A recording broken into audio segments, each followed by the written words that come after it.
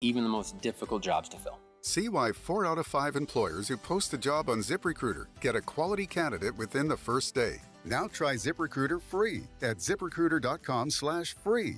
ZipRecruiter.com/FREE. If you have unfiled taxes or are in debt to the IRS, this is important news. The IRS just rolled out a new program to help struggling taxpayers more easily resolve their tax problems. It's called the Taxpayer Relief Initiative, and it opens up powerful new options for people looking to get back on the right track with the IRS. And no one knows this program like the professionals at Optima Tax Relief, America's most trusted tax resolution company. They've resolved over $1 billion in tax debt for their clients and have the expertise and experience to help you. One easy call to Optima can start the process, helping to put an end to your worries of wage garnishment, asset seizure, and other aggressive IRS actions. Make today the beginning of your fresh start with the IRS. Call the experts at Optima Tax Relief now for your free confidential consultation. Call 800-343-6460. 800-343-6460. 800-343-6460.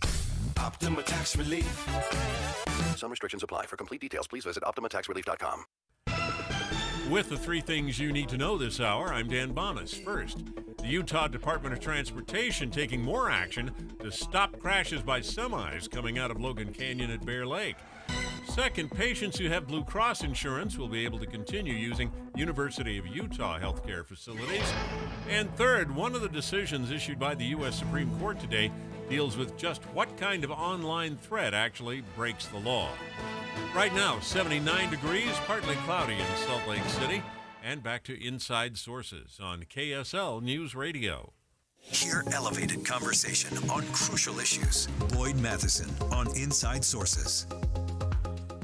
Following the news about President Biden's son, Hunter Biden, sort of like an endless train of controversy, from his personal life to his business dealings, most recently his latest plea deal on criminal charges. Hunter Biden seems to always be in the news, and it tends to be bad news. But his case is not necessarily unique in our country's history. We've had presidents have relatives of all kinds causing scandals and headaches for the holder of the highest office in the land. Jay Evenson, of course, is the opinion editor at the Deseret News and has a fantastic historic perspective of family challenges to the occupant of the Oval Office. And Jay, welcome back to the show. Well, hi. Thanks for having me, Boyd. So a lot of this kind of bubbled up in a unique way in that not only was Hunter Biden recently taking a plea deal on some criminal charges, but then within 48 hours, he was at a state dinner with the Prime Minister of India. Yeah, there's really no way to try to smooth that one over. It's just bad form any way you look at it, because the Attorney General, who's in charge of the Justice Department that's investigating him, was also at that dinner. And it just doesn't look right. But what I thought was interesting was that the Democratic Party spin on that, it's his son, and it's complicated. He wants, it's family. It's a family matter. But as you said, family matters through the history of this country have not always been easy to deal with for our heads of our presidents. Yeah. Well, let's dive into some of those, because I thought you chose some out of many that you could have chosen, but some go all the way back. Give us kind of the long view of life even before Twitter and social media. There were still problems with family and the president.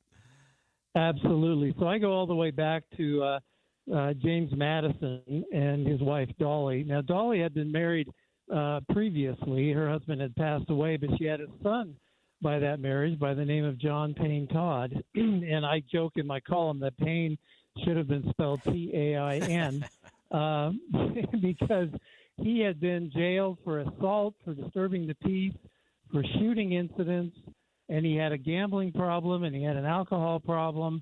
And, in fact, he ran up debts that President Madison had to mortgage his plantation in order to bail him out of his debts.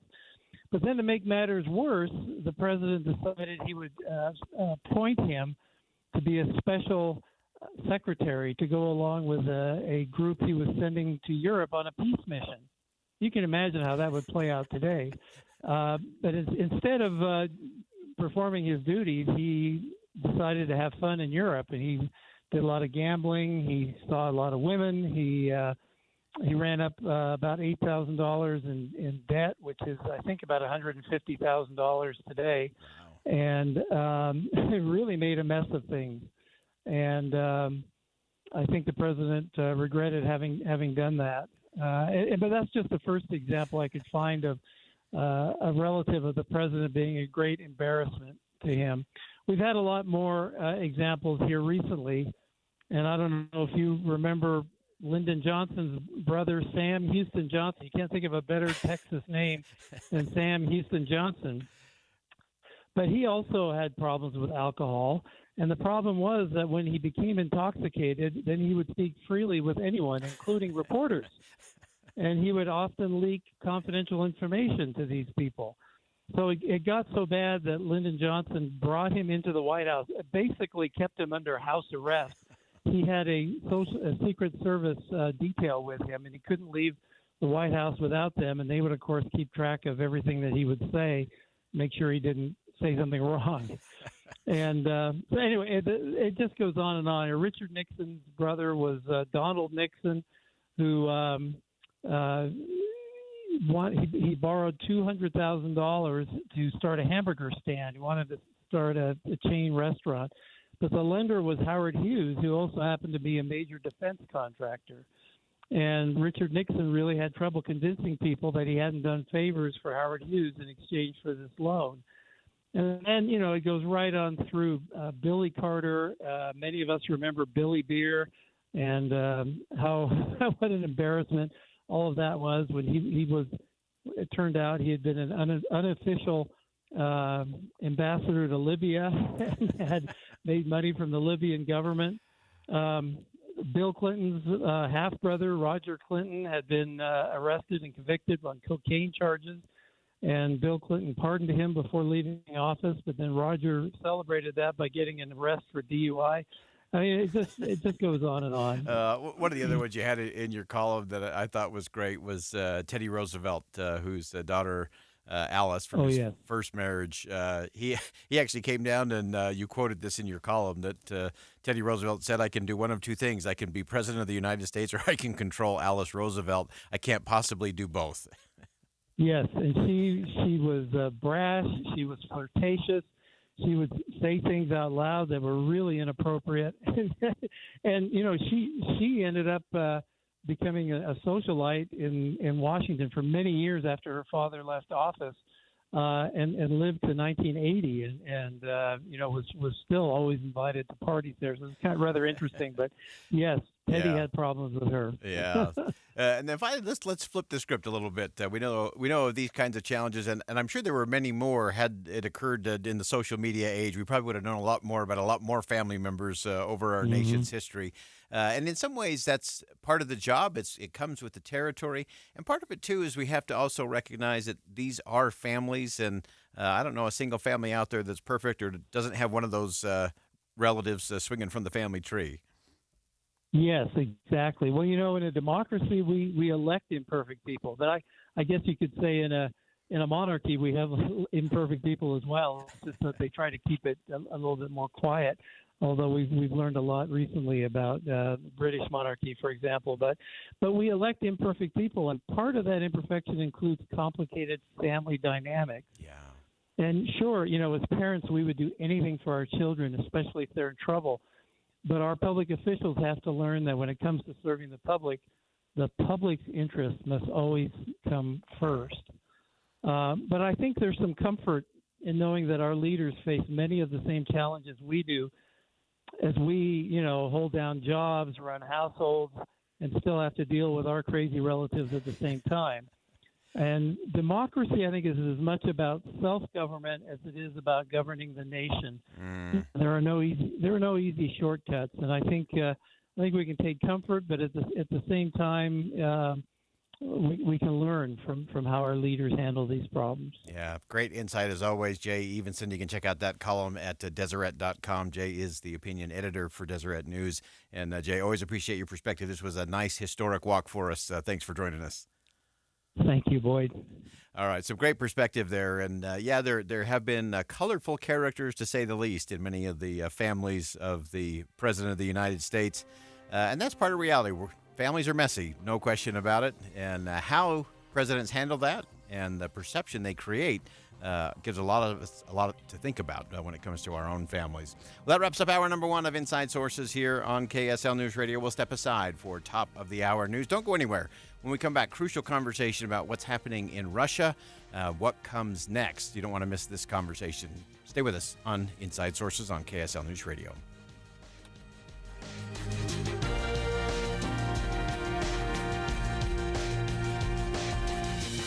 KSL FM Midvale, KSL Salt Lake City. Listen on the KSL News Radio app and in your car at 102.7 FM. KSL News Radio, your all-day companion for news. It's 2 o'clock at KSL News Radio. I'm Dan Bomas at KSL's top story this hour. Funding for rural access to high-speed internet is coming to Utah, $317 million worth. Claire Shiverdecker is with the Utah Broadband Center. She told Dave and Dujanovic these services are going to under- and unserved areas. And the way that those are defined is through speed definitions from the FCC. So any area that receives less than 25 megabits per second download speed and 3 megabits per second upload speed is technically defined as an unserved area. So those are the top priorities, and the majority of those are located in some of our more remote areas of the state. The FCC says 19 million Americans don't have good access to the internet. Regents Insurance has reached an agreement to continue allowing their customers to get in-network care from University of Utah Health. KSL.com reports as of last month, the two had been struggling to reach an agreement. At least 120,000 people would have been affected. Our top national story this hour from ABC News. We're learning more about the evidence the special counsel plans to present in the documents case against former President Donald Trump. And it appears it's Mr. Trump's own words that may come back to haunt him. ABC's Catherine Faulders tell us what she heard on that recording of Mr. Trump at his golf resort in Bedminster, New Jersey in the summer of 2021. He was acknowledging on this tape, for example, that he knew the information was sensitive, that he knew he, in his words, couldn't declassify it. So it cuts directly against multiple arguments that Trump has made, especially this argument that he declassified everything. Trump's personal assistant, his co-defendant in the case, didn't show up for a court hearing in Miami this morning. Your money at this moment, the Dow Jones average up 211 points on the day. The NASDAQ is up 219. And our KSL weather, we've had a few clouds and pop-up thunderstorms, but mostly sunny weather ahead. That's next. KSL News Time, 2:02. What do you need to hear in the morning to feel ready for the day? Important news that happened overnight, the traffic you'll hit on the roads. You'll be ready for your day with us. Join Utah's Morning News 5 to 9 on KSL News Radio. Register for breaking news updates by texting the word news to the Cyprus Credit Union KSL text line at 57500. He might not have a badge, but we have faith in his killer instinct. Celebrate the 10th anniversary of famed detective priest, Father Brown. Stream the new season now, only on BritBox. That sounds like a marvellous plan. Plus, watch even more unofficial detectives in much-loved series, including Agatha Christie's Marple, Murder in Provence, and more. Expect intriguing mystery. Expect the Undetectives. Start streaming today at BritBox.com. You wash your hands, you brush your teeth, but how do you clean your nose? With Navage. Navage uses powered suction to pull saline in one nostril, around the back of the nose, and out the other nostril, flushing out allergens, mucus, and germs. And it's why cleaning your nose, the body's air filter, is the next evolution in daily personal hygiene. Navage helps you breathe better, sleep deeper, and snore less, but the biggest payoff is improved health. At Walmart, Walgreens, CVS, Rite Aid, Target, and online. Navage. N-A-V-A-G-E. Clean nose, healthy life. Attention smart homeowners. You don't have to fall for flashy promises and companies that don't even prove their work. At Your Service Pros uses third-party verification software called MeasureQuick to ensure your new HVAC system is installed correctly. This ultimate game changer in the HVAC industry lets you, the homeowner, have proof of how your system was installed. At Your Service Pros utilizes our Bluetooth tools to upload all of your system's information into MeasureQuick. We rely on data-driven insights to properly commission, optimize, and fine-tune your HVAC system for peak performance, improving your family's comfort, lowering your utility bills, and extending the life of your HVAC system. With rebates and tax credits available totaling more than $7,500 on a dual fuel heating and cooling system, it is now more important than ever that your HVAC system be installed correctly. So call us today at 801-YOUR-PRO. That's 801-YOUR-PRO. Have the peace of mind of saving up to 50% on your new system and knowing it's installed correctly by calling 801-YOUR-PRO. Traffic and weather together brought to you by Granite Credit Union's High Yield Savings Certificates. Here's Ricky Meese. A crash in Utah County, not far from University Avenue, Provo. This is northbound Highway 189 at Lakeview Parkway, but it is over to the right. You can get around it, but definitely use caution. It's a tight squeeze. And crews are clearing a crash in Bountiful, eastbound 4th North at Main Street. It's been blocking a right lane. Today only, Zero Res is running their famous $25 sale. You don't have to clean today, but you have to get on the schedule. Call or visit ZeroRes.com to get your spot today. Ricky Meese in the KSL Traffic Center. KSL weather, we'll see highs in the mid-80s the next couple of days with a chance of thunderstorms, and we've had a few around this afternoon. We'll see temperatures rise into the 90s by the weekend. And right now, 78 degrees, partly cloudy at KSL News Radio, 102.7 FM, 1160 AM, and KSLNewsRadio.com. Your all-day companion for news. Inside Sources. Inside Sources. America's voice of reason. Boyd Matheson on Utah's home for elevated conversation. Inside Sources on KSL News Radio. As the global intelligence community tries to make sense of the Wagner Group's mutiny attempt in Russia, there are a lot of questions about what comes next. One thing's for certain, though, is that the mutiny clearly exposed a crack in Putin's regime, not necessarily just because of what happened, but because of how the Russian people responded and are responding. Let's get beyond the headlines. Let's begin. Think you know the news of the day? Think again with Boyd Matheson on KSL News Radio.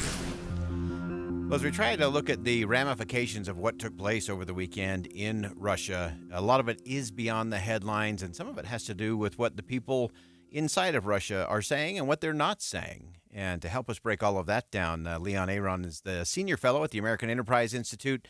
Leon was born in Moscow, came to the United States as a refugee in 1978. And Leon, great piece in Politico. The people are silent, the main reason why the Wagner mutiny bodes ill for Putin. Give us, from your perspective, kind of where are we? What's your take on what happened? And then we'll get into what happens next. Well, I think the main impact of what happened is in how Putin dealt with it. You know, the Russian people may not be terribly well, schooled in democracy, but one thing they do know is sort of the rules of the authoritarian regimes.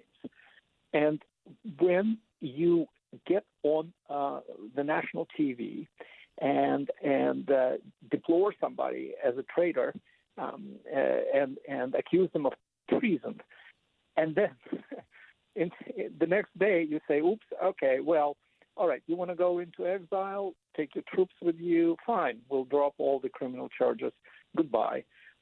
That really rings very false to them. I mean, this is, no matter what Putin said today, and we can get into that, it looks like he was weak. It looks like he could not get enough wherewithal, whether political or most importantly militarily. And so, you in a kind of, the image that he projected or had projected until then, you would say he would not even address this until he shows the people the body of Mr. Prigozhin. Yeah. Better yet, a video of his execution. Instead, he essentially fumbled it. Yeah, and so fascinating to look at that. And one of the things you wrote in your piece that really caught my attention, I'd love to have you dig in this for us. You talked about the idea that a coup or a mutiny or a revolution, that they're not decided by how many actually storm the castle or storm the palace or storm the Kremlin, but by how many come to defend them. Explain that a little for us. Well, I'm sort of a student of history, political history, and I wrote a couple of books about that and the political biography of Boris Yeltsin. And again, I come across exactly the same axiom. In other words, it's always, let's start with the fact that it's always a very small minority that rebels. I mean, you could start with, Jacobins and Sansculottes about the French Revolution, which is supposed to be, the first modern revolution at the end of the 18th century. And you go through any revolution. I mean, it's a handful that comes eventually to the palace and seizes power. Incidentally, Putin in his address referred to the October Revolution, the Bolshevik takeover in 1917. Well, they did it with 2 regiments and 4 armored cars because the provisional government was abandoned by people of St. Petersburg. At that time, it was called Petrograd. And it was abandoned by the military. So I wonder, by the way, if it's consciously or unconsciously, he was thinking about something like this. But the point is, the Wagner troops got to Rostov-on-the-Don, which is the capital of Russia's southern military district. Right. I mean, there are only 5 military districts in Russia, and so this is the concentration. Think of it as a headquarters of a regional, very important military force. And what happened there? They walked around. They had coffee. The people, most importantly, shared candy and water with them. Right. And the regular army, melted away. That was such a stunning thing to watch. That, as you said, one of 5 major military districts in the whole country. And really the key one in terms of waging the war against Ukraine is for them to be able to waltz in there and have a cup of coffee and get a little candy and water from the citizens was such a stunning moment. So as you look at it moving forward, what is it that you're watching for? Again, it's easy to watch the big headline pieces of what's happening in Ukraine. Are they being able to use this as a moment to kind of put some gas on the counteroffensive? But what are some of the things beyond the headlines that you're keeping your eye on that might indicate if there are any citizens that may defend the castle for Vladimir Putin? Well, first of all, there's this Putin speech, which suddenly he's sounding very tough. He's sounding very tough. He promises, to punish.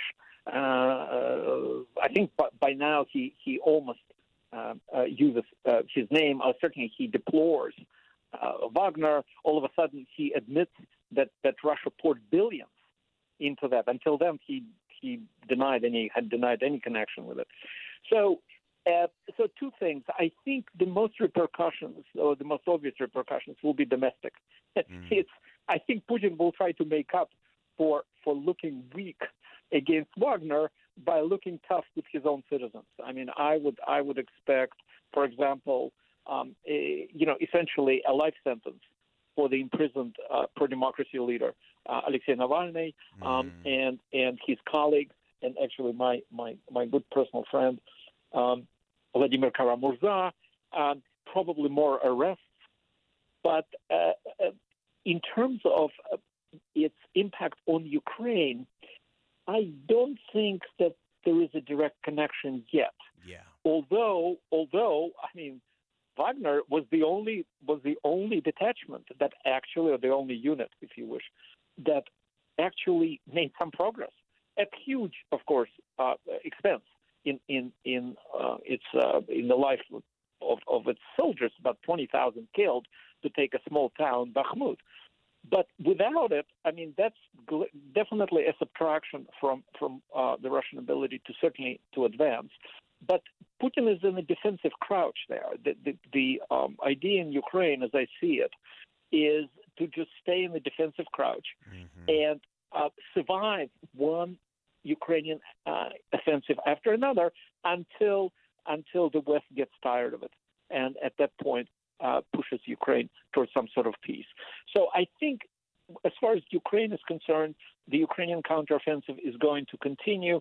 I'm not sure that this had a kind of a debilitating effect on the Russian morale in Ukraine. Great insight, great piece in Politico. You should check that out. It's called "The People Are Silent: The Main Reason the Wagner Mutiny Bodes Ill for Putin." And Leon, we appreciate you joining us on the program. Great insight, great perspective. We look forward to having you back as the conversation continues. Thank you. Really important perspective there. He talked about the fact that it's not the number of people who storm the castle, it's the number of the citizens that are willing to defend it.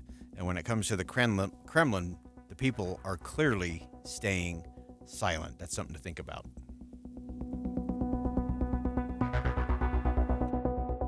Think again on Inside Sources with Boyd Matheson. Utah needs to replace Representative Chris Stewart. In this special election, only one person can come out of convention, and that person is Celeste Malloy. Now we know at least one Republican has made the ballot. She did get the endorsement from her former boss, Congressman Chris Stewart. She called herself a political dark horse. Now it's a foot race for a handful of other challengers to collect signatures and make the primary. The drop-dead date is Tuesday the 5th. We'll update the field all this week on KSL News Radio. This is Jeff Kaplan, and I am a blue razzmatazz guy. Now, I know maybe you're all about Simply Mango or maybe Tiger's Blood. No judgment. But when it comes to the highly personal decision of your favorite Frazzle flavor, blue razzmatazz is my jam. Well, really, it's my slushie. Frazzle, in case you don't know, is a delicious, refreshing slushie sold at convenience stores. Frazzle got its start here in Utah 20 years ago, and now you find Frazzle machines at convenience stores from coast to coast.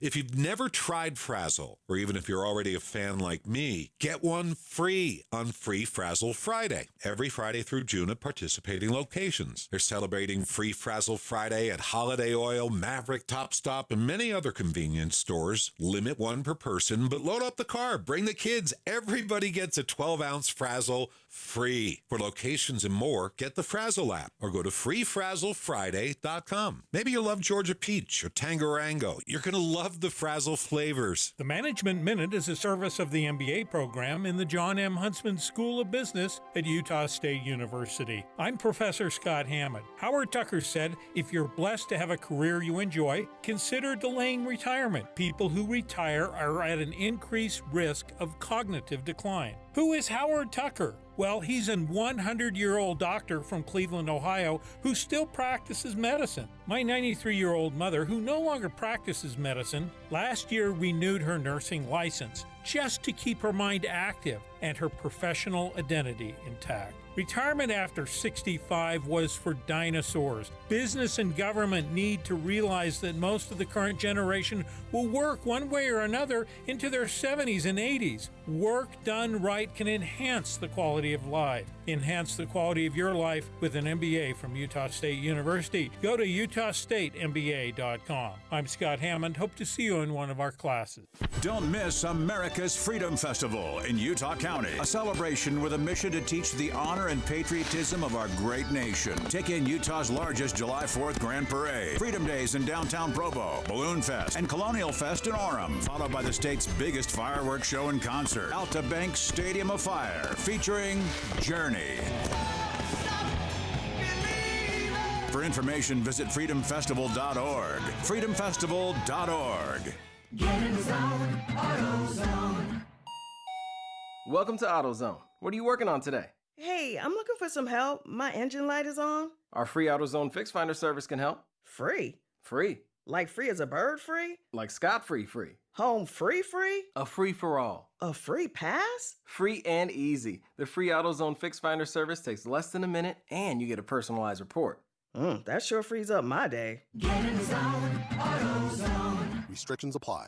You trust us for news and information in your car. Now trust us at home. KSL News Radio is your window to the outside world, keeping you informed on the latest breaking news, weather, traffic, sports, and more. Listen on your Amazon Echo or Google Home device. Just say, Alexa, open KSL News Radio, or listen on the KSL News Radio app. Text the word app to 57500. KSL News Radio, Utah's all-day companion for news. Getting help with plumbing repairs is easier than you think. All you have to do is call Any Hour Services or schedule an appointment at anyhourservices.com. No one helps more homeowners than Any Hour Services. I'm Andy Farnsworth from KSL News Radio. And I'm Kellyanne Halverson. And we're hosts of KSL's Fan Effect podcast. That's Fan Effect with an E. We're excited to share with you our knowledge and arguments on everything pop culture and fandom, featuring movie and television reviews, pop culture deep dives into video games, cosplay, fandom events, and more. Listen regularly on your favorite podcast platform at KSLNewsRadio.com, KSLPodcasts.com, or on the KSL News Radio app. And remember, that's Fan Effect with an E. With the three things you need to know this hour, I'm Dan Bomas. First, $300 million will connect a lot of people in rural Utah to high-speed internet. Second, Blue Cross has worked out a deal with University of Utah Healthcare to keep patients coming to U clinics and hospitals. Third, we're learning more now about the evidence in the classified documents case against former President Trump.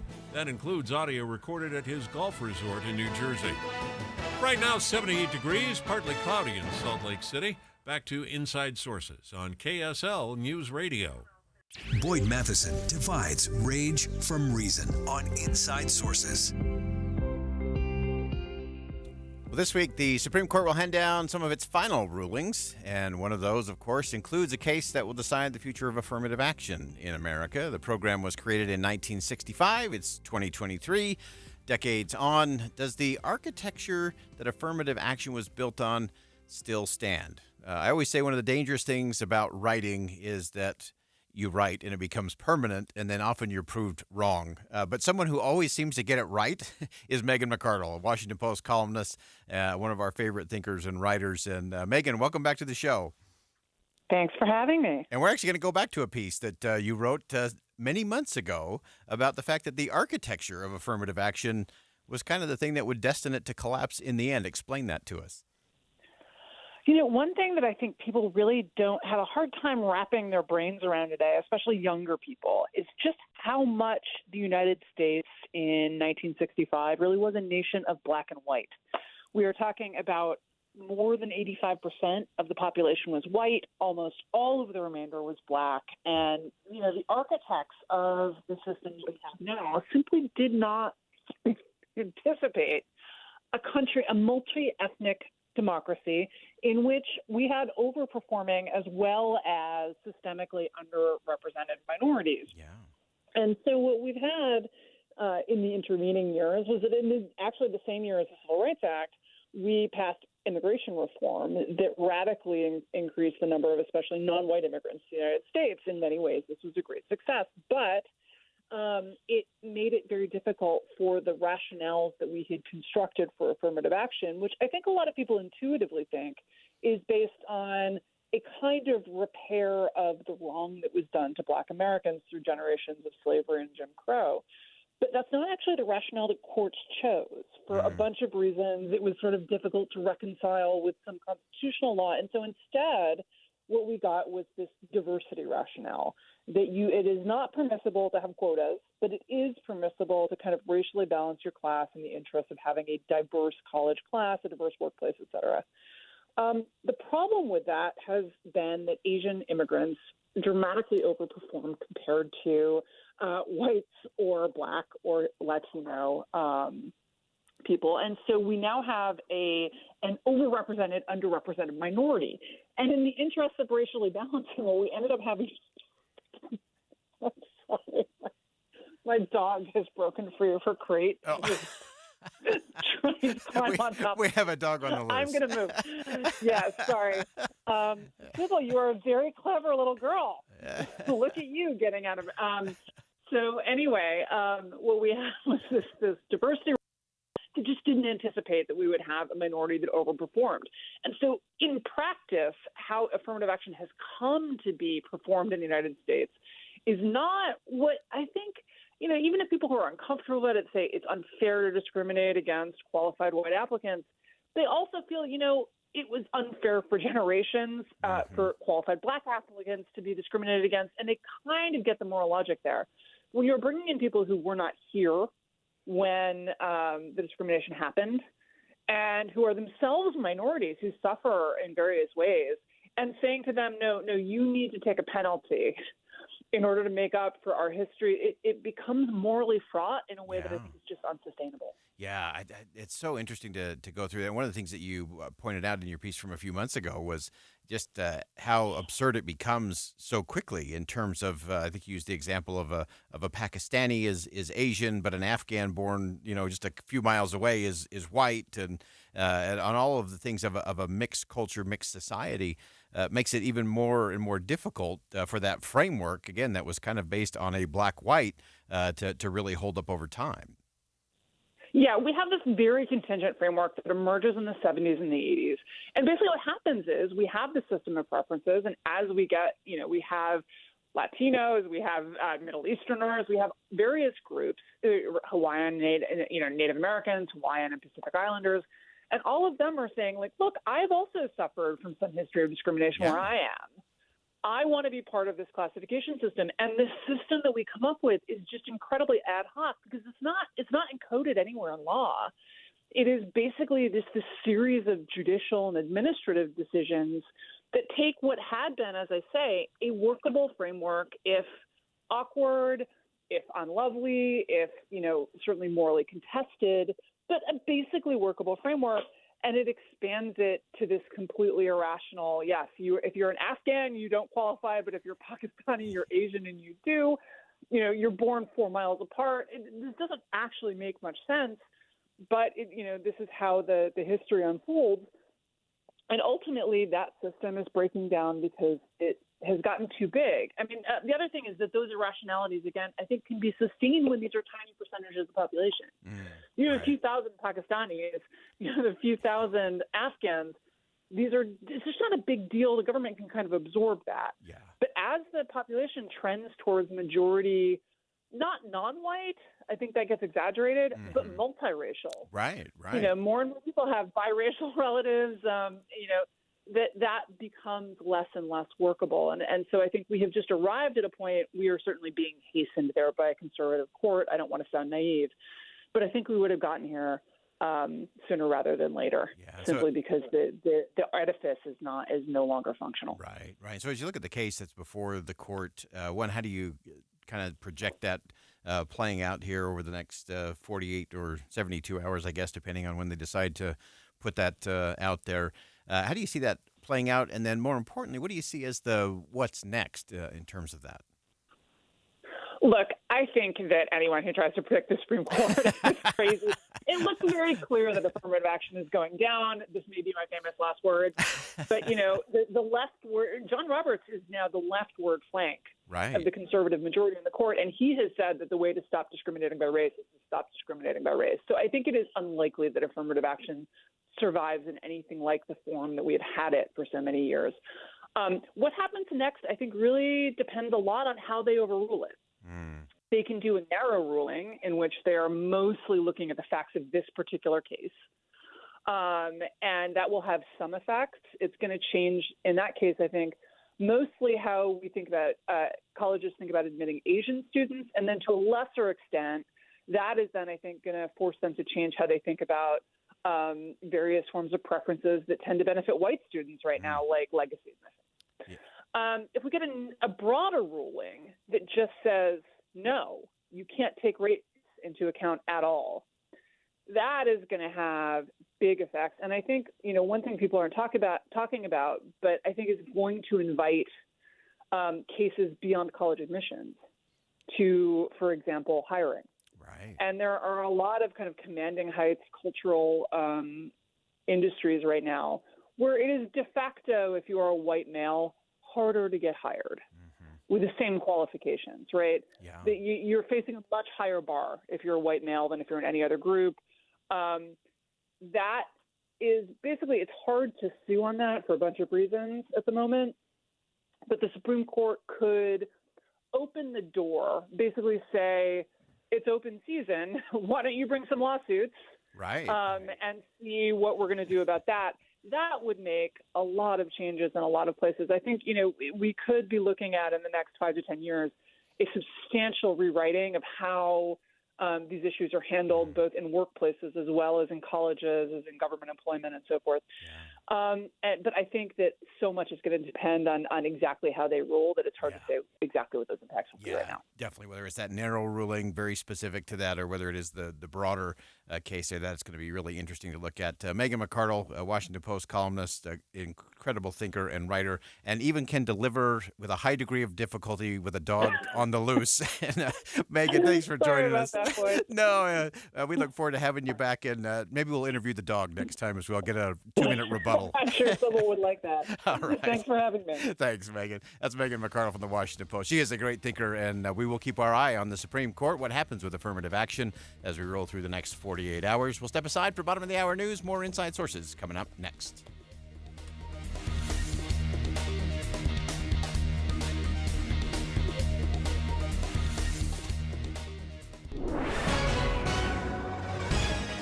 It's 2:30 at KSL News Radio. I'm Dan Bomas. KSL's top local story this hour. UDOT is adding a new layer of safety on Highway 89 in Logan Canyon, a road that's seen 8 semis lose their brakes and crash into Garden City over the past few years.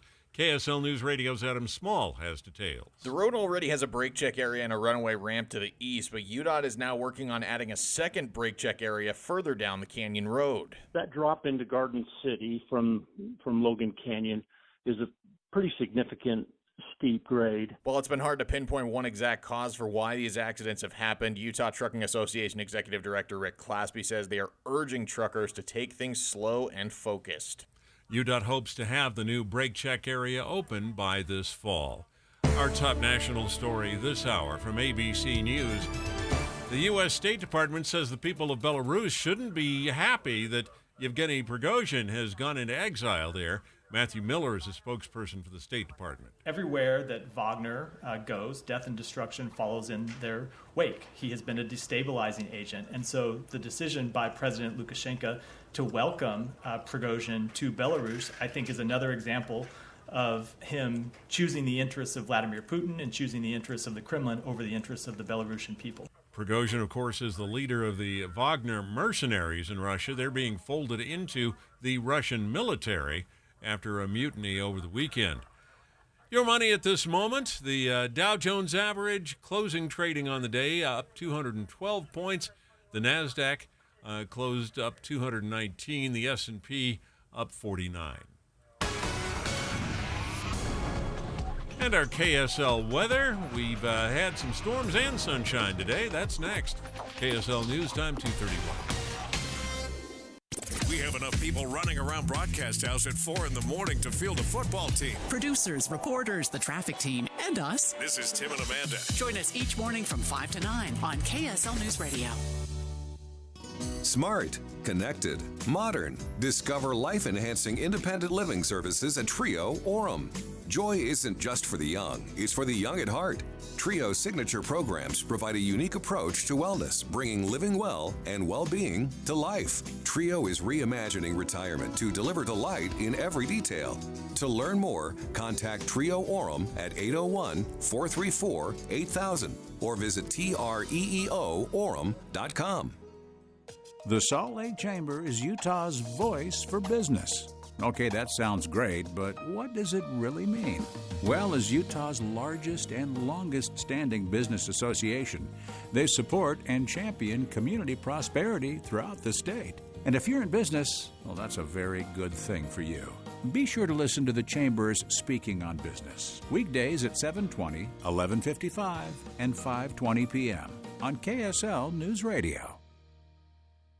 With the economy the way it is, you're probably staying put. So invest in your home, your number one asset, with beautiful custom replacement windows from Advanced Window Products. They're a local Utah company building beautiful vinyl framed and insulated double pane windows for 37 years right here in Salt Lake City. Advanced Window Products will save you money on your energy bill. Get security features to keep your family safe. And at Advanced Window Products, it's all custom. And the best part? They're local. They build the windows, they install the windows, and they guarantee them for life. So there's no middleman markup. You save on the highest quality windows in Utah. Plus, Rocky Mountain and Dominion offer rebates. For a limited time, they offer 60-month 0% financing. And right now, get $2,000 off 10 windows or more. They're working 8 weeks out. So make the call now. Advanced Window Products, 801-850-9100. That's 801-850-9100, or visit AdvancedWindowsUSA.com.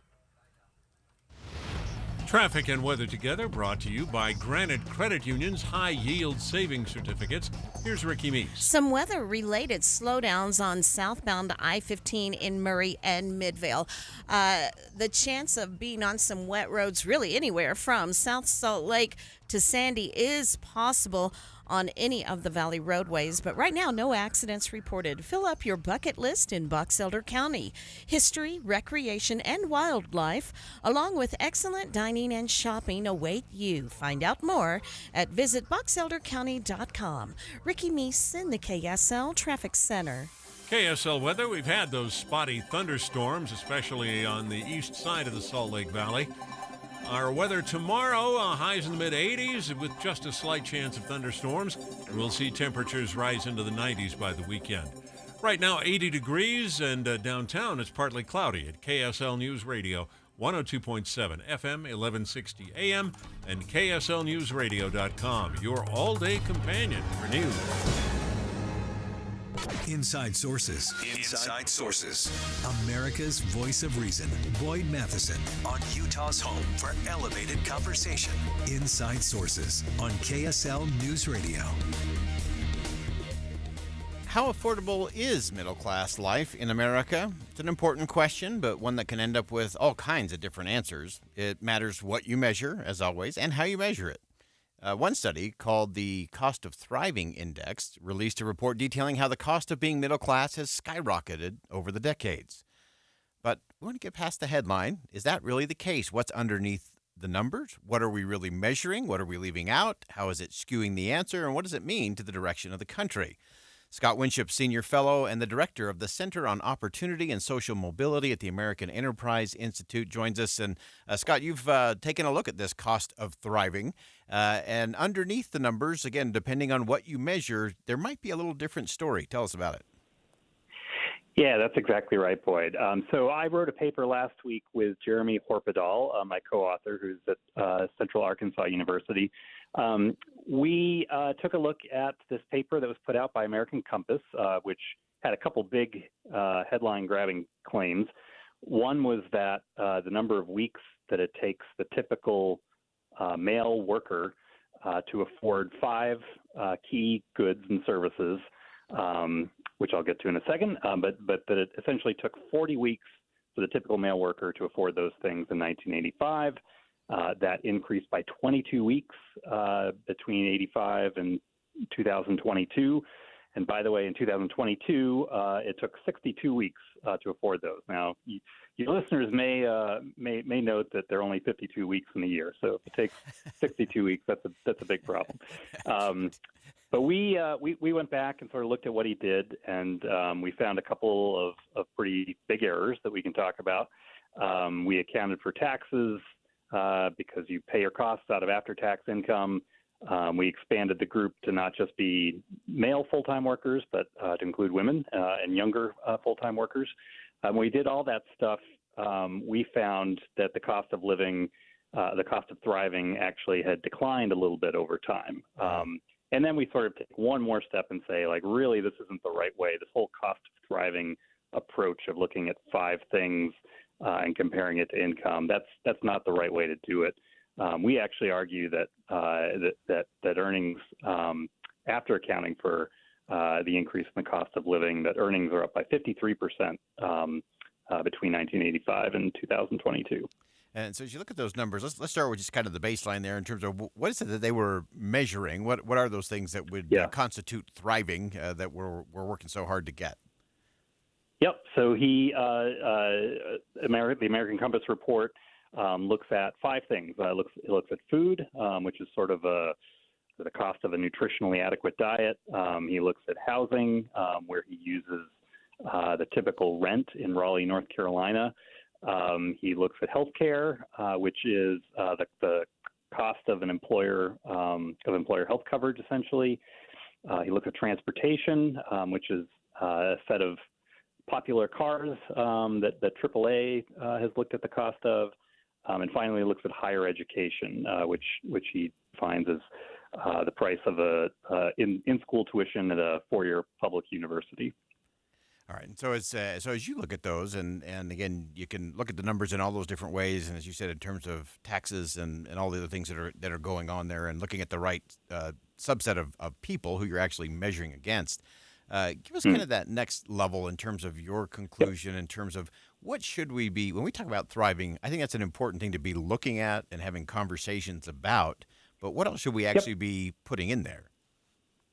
Yeah, so other than the things that I've mentioned about taxes and kind of expanding the scope to other workers besides men, you can kind of think of it in terms of 3 different problems. I think there were a set of errors that were in the earlier report. For instance, when they look at the cost of employer-provided health care, they actually include the part that employers pay from the premium for a health insurance plan as being a cost that workers have to pay.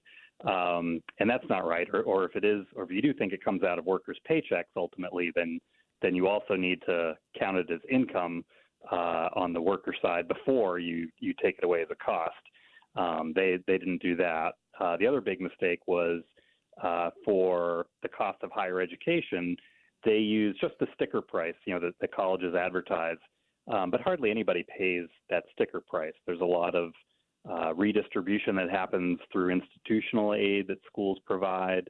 There's federal grants as well. So the typical person that goes to one of these colleges is not paying the sticker price. They're paying something well below that, and so we use that price instead. So those are just errors. That I think a second factor that's a problem with this approach is that it doesn't account for the fact that the goods and services he's looking at in 1985 aren't as good as the goods and services that he's looking at in 2022. Houses, for instance, apartments are much bigger and nicer than they were in 1985. And so we try to adjust the 1985 numbers to account for, to sort of keep quality of these goods and services constant over time. And then the third real problem is all the stuff that he leaves out. So you're looking at 5 important goods and services that all got more expensive over time, but it leaves out things like clothing, household furnishings, entertainment, communication. These are things that have gotten cheaper compared to paychecks over time. And so to exclude those, you're sort of cherry picking a little bit what kind of costs you're looking at. Yeah, what you measure, how you measure it makes such a big difference, and it's so easy to skew the numbers one way or another to get to an outcome. I know one of the things that you have spent a lot of your brain power on over the years is that whole idea of thriving and upward mobility. And so what are the things that we should be looking at when we say we really want people, citizens of this country, to thrive? What are some of the other things beyond just what's easily countable, the things that maybe you can't count that are also part of thriving? Yeah, absolutely. So I think there's some things that are countable, such as intergenerational mobility, upward mobility out of poverty. I think the problem with a report like this one that we looked at is that it sort of gives the middle class the impression that everybody is doing terribly, and then that distracts from what our real problems are. So one of those real problems is just not having enough upward mobility out of poverty, and that actually hasn't gotten better over time. And then there's a bunch of stuff that is harder to put numbers to. that really involve kind of the breakdown of our social lives, of social capital in the United States, which is also kind of a form of declining opportunity, right? If you want to live in a two-parent family that's intact, if you want to sort of live among a community that's supportive of you, where you're doing things with your neighbors, where you're actively involved in civic life, when you're connected to a church, when you're connected to other institutions, where you can trust those institutions and have confidence in them, those have all gotten worse over time, absolutely. And we have, we've got some numbers for some of them we don't. But that's really a place where if you're concerned about declining opportunity and problems getting worse, it's really kind of in this social sphere rather than living standards, which have actually improved over time. Yeah, so important. It does go back to the old axiom: everything that counts can't be counted, and everything that can be counted doesn't necessarily count. But that's right.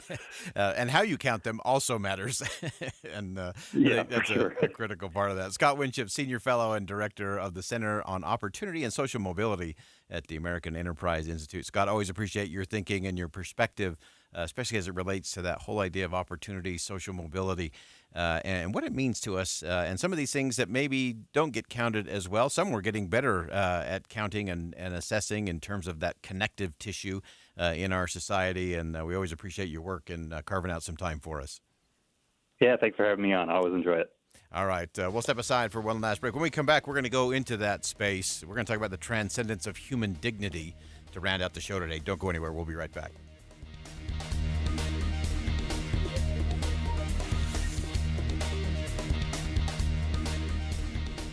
Summer celebrations are almost here. You can light off your own fireworks until 11 p.m. on the 2nd, 3rd, and 5th, midnight on the 4th. And the fireworks stands are open. Even if it's green, it can still burn. Don't burn down Utah. And come here for updates on safety and restrictions. KSL News Radio, your summertime fun companion for news. I'm going to take you behind the curtain just a little bit. Most of you know my SOTA weight loss journey, SOTA, state-of-the-art weight loss, because it is. I lost 37 pounds in just 90 days. I'm over a year and a half into it, and it's made all the difference. But let's go behind the curtain just a little bit. One of the things I always have stressed about is traveling, being able to eat right, get the right nutrition, and not gain a whole bunch of weight while traveling. Well, with SOTA weight loss, I've actually lost weight in Hawaii, on a cruise, things that just never happen because I have a coach, I have a nutritionist, I have a plan, I have a whole new approach, and that's what SOTA weight loss is all about. I also experienced a back surgery where I couldn't work out, I couldn't exercise, and I worried I'm going to gain all this weight. Didn't gain a single pound because I was getting the right nutrients to my body in the right way. And again, checking in weekly with my coach, looking at a different way to look and feel better. That's what SOTA weight loss is all about. That's behind the curtain. That's why it works. It can work for you as well. As I always say, when it comes to your SOTA weight loss journey, there's no time to lose, only time to win. Check it out at sotaweightloss.com, SOTAweightloss.com. So I'm Kate. This is my 4th year with Mountain Heights Academy. They're very helpful because you get that one-on-one interaction with your teachers. And it's live too, so they're talking to you and you're talking to them. If you have a question, even outside of their office hours, they'll be like, what's up, I want to help you as much as possible, so that you can be successful and get the grades that you deserve. Mountain Heights Academy is an online public school for grades 7 through 12. Visit our website to learn how it can work for you. Give your savings a boost with 5% APY on a 12-month certificate from Cyprus Credit Union. Now's the perfect time to make the most of increased rates and earn more when you save. Open your Cyprus certificate and start earning 5% APY today. Learn more at any branch or visit cypruscu.com. Cyprus Credit Union, your future is our future. Federally insured by NCUA. At Shane Company, we believe everybody is made to shine. It doesn't matter who you are or where you're from. Shining is not for a chosen few. Like a rare gemstone, each one of us was created under just the right set of circumstances. Your moments, your milestones, your love story, all deserve to shine bright. You don't need an occasion or an invitation. You and your life are the event. At Shane Company, we handcraft our jewelry with the greatest care and hand select the most beautiful gemstones so you can shine. So put on a pair of earrings that make your eyes sparkle. Wear diamonds that light up the room. Try on sapphires in every color of the rainbow. Give an heirloom that collects new stories with each generation. We're all made to shine. Shane Company, fine jewelry since 1929. Hey, this week it's the summer savings event from Zero Res Carpet and Air Duct Cleaning.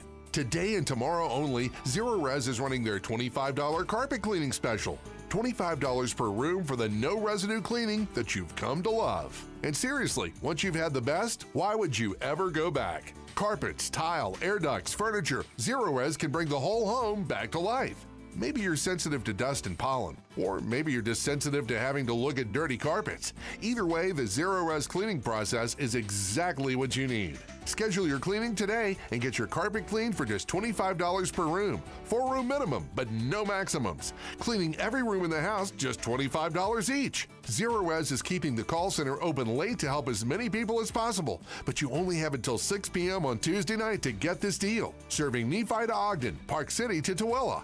Call or schedule online at zerores.com. That's zerores.com. With the 3 things you need to know this hour, I'm Dan Bonas. First, the U.S. Supreme Court decision on state control of congressional elections could become an important precedent in Utah's court battle on a similar issue. Second, UDOT says they're doing more to help avoid truck crashes at the bottom of Logan Canyon near Bear Lake. Third, the leader of the Wagner mercenary group from Russia has escaped to the neighboring Republic of Belarus, but the U.S. State Department says people in that country may not want him there. Right now, 80 degrees, partly cloudy in Salt Lake City, and back to Inside Sources on KSL News Radio. Hear elevated conversation on crucial issues. Boyd Matheson on Inside Sources.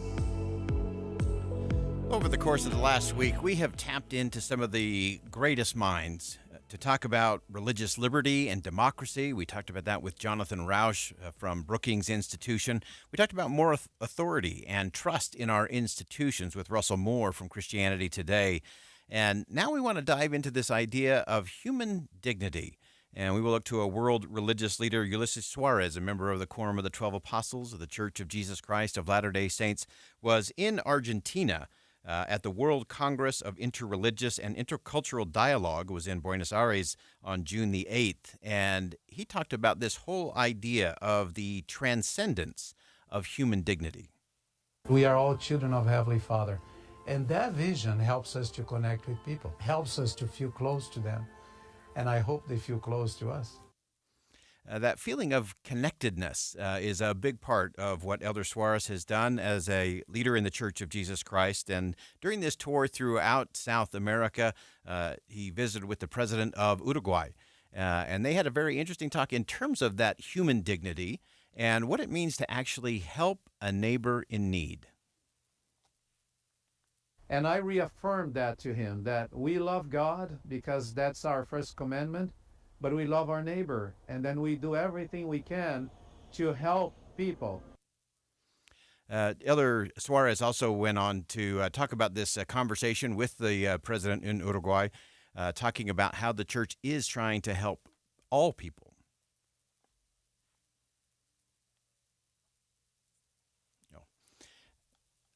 Okay, and then looking forward just a little bit, some of the conversation that he had as he moved through that tour of South America and his speech on the transcendence of human dignity. He got into some very interesting components in all of that as it relates to everything from religious freedom to the way we form our values and identity. And as you look at that over the course of history, one of the things that Elder Suarez commented on was that you simply cannot create new values and morals from your own ideas. He went on to say that how we embed those in our homes and in our communities is something we all have to work together to accomplish. He also went on to talk about the fact that peace begins with respect for the uniqueness of each person. That was a big central theme during his talk at the World Congress of Interreligious and Intercultural Dialogue. He also said that that we have to start looking at things in just a slightly different way and seeing each other in a slightly different way, not based on our differences, but based on dignity and divinity. Now, a few weeks ago, we spoke with Jonathan Rausch from Brookings Institution about religion, and he told us from his unique perspective how Christians need to be Christians in every aspect of life in order to really have that higher ground and that impact on freedom and democracy. I mean, it's no good to have Christ-like values in your personal life and then be cruel, dominating, and just nasty in your political life. And so people are increasingly saying, wait, these values are all of a piece. We need to bring more Christian values into the way we do politics. I think it's interesting that Jonathan Rausch made that comment. Of course, Jonathan Rausch is an atheist, but yet makes a very strong case for the need for the institutions of religion in a democracy. And I loved how he said, look, it's not enough to have Christ-like values when you're at church or at the synagogue or the mosque or even in your own home, if you go out and are then cruel in your political life. And that's often where this problem of contempt really stirs and goes. And so we have to understand that it's living those principles and how we treat each other, which goes back to what Elder Suarez was talking about in the context of seeing that dignity and divinity in those we interact with. When we spoke to Russell Moore last week from Christianity Today, where he's the editor, we talked about this idea of you really have to live those values, and then you have to have restraint so that we can create space for good people to do good things. Sadly, in the cancel culture, sadly in the way that we demonize and weaponize things in our politics, it prevents a lot of really good people from helping us all see that dignity and divinity as well. There's a book Brian Kloss did called Corruptible, where he's arguing that it's not so much that power corrupts as it is that corruptible people like power.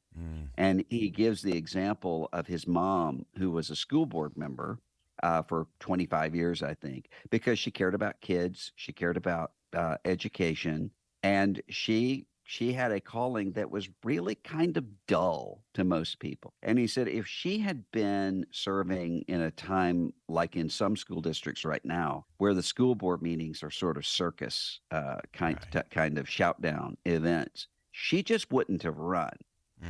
Which means that she would have been replaced by somebody who actually does like that kind of thing. And then you get more of it. We need people who are willing to make the right things boring again. Making the right things boring again is a good thing. We often talk about it in the context of a kakistocracy, of when the least capable folks are running and leading. And sadly, that is what is happening because it just isn't right. As Russell Moore pointed out, you know, if his mom had been running for school board in this day and age, she wouldn't have done it. And there would have been a whole host of children that would have missed out and suffered because of that. And so we have to learn how to look at things differently, especially across our differences. Again, the dignity and divinity. Everybody wants us to divide things up and look at things based on our differences. That's not the way to look at it. Look at it in terms of the dignity of other people, the divinity of other people as human beings, and everything changes. All the conversations shift when you move to that space. Now, another important part that we learned from Russell Moore this past week was we talked about the importance of institutions and how they're supposed to shape character, but there's also this vicious cycle downward when they don't live up to the principles they profess to believe. The problem is that institutions are meant to shape and to form personal moral character, and that personal moral character is required to lead institutions. So when there's a breakdown of trust in an institution, that means they're not able to shape and form character. And when there's not shaped personal character, there's not going to be the ability to lead the institution. So you have a cycle taking place. Finally, in my interview with Jonathan Rausch, he talked about institutions are needed to transmit moral values. It's not something that can be done by government.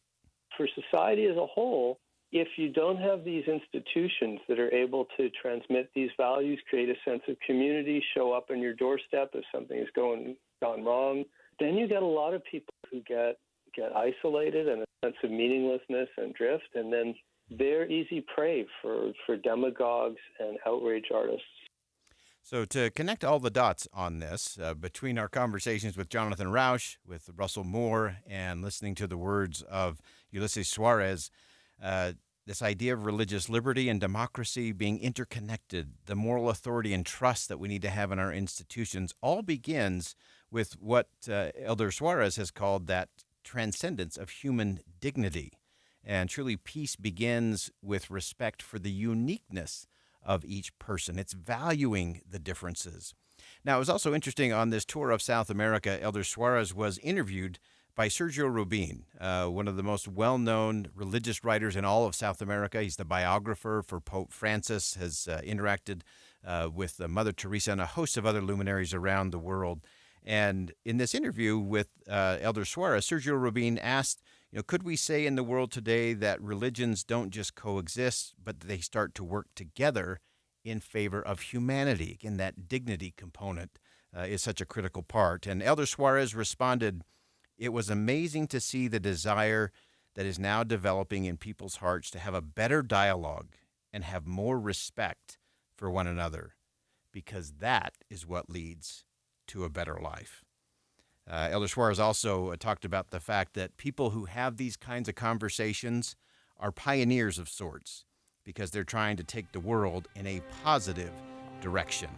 Elder Ulysses Suarez of the Church of Jesus Christ of Latter-day Saints, helping us understand that transcendence of human dignity, how we see each other, will help us create the world that we hope for in the future. That wraps it up for Inside Sources here on KSL News Radio. I am Boyd Matheson. Thanks for joining us today. And as always, as you go out into the world, make sure you see something that inspires, say something that uplifts, and do something today that makes a difference.